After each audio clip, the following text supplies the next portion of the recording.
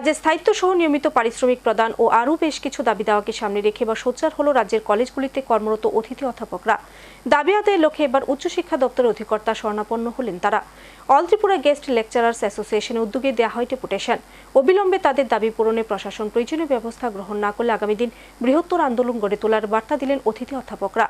রাজ্যে সরকারি ডিগ্রি কলেজগুলিতে দীর্ঘদিন ধরে রয়েছে অধ্যাপকের স্বল্পতা।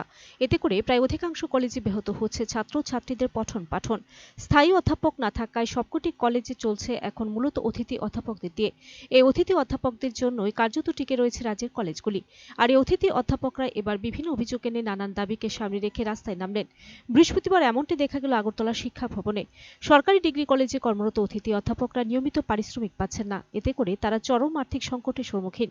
এছাড়া উচ্চশিক্ষিত এই অতিথি অধ্যাপকদের কাজের স্থায়িত্ব না থাকার জন্য প্রতি বছর ইন্টারভিউ দিতে বাধ্য হচ্ছেন।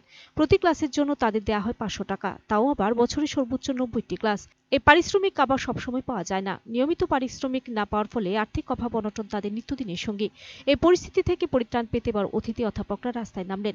কাজের স্থায়িত্ব প্রদান, বেতন বৃদ্ধি সহ আরও বেশ কিছু দাবি দাওয়াকে সামনে রেখে বৃহস্পতিবার উচ্চশিক্ষা দপ্তরের শরণাপন্ন হলেন অতিথি অধ্যাপকরা। দাবিগুলি পূরণের ক্ষেত্রে দপ্তর কিংবা প্রশাসন অবিলম্বে প্রয়োজনীয় ব্যবস্থা গ্রহণ না করলে আগামী দিন প্রয়োজনীয় আরও বৃহত্তর আন্দোলন গড়ে তোলার বার্তা দিলেন এদিন অধ্যাপকরা। আমরা এই ত্রিপুরা রাজ্যের সমস্ত ডিগ্রি কলেজের গেস্ট লেকচারার, আমাদের যে মূল দাবি সেটা হলো আমাদের স্থায়িত্বকরণ। দেখুন, আমরা প্রত্যেক বছর উচ্চশিক্ষায় শিক্ষিত হয়ে আমরা প্রত্যেক বছর ইন্টারভিউ দিতে বাধ্য হচ্ছি।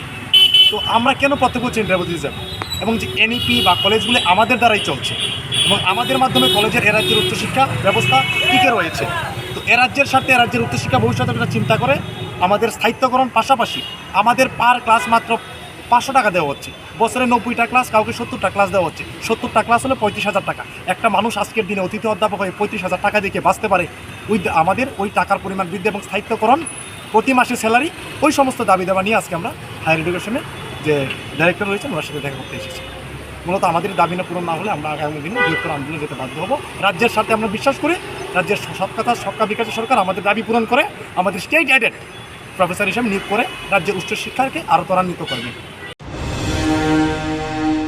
Video report search entertainment.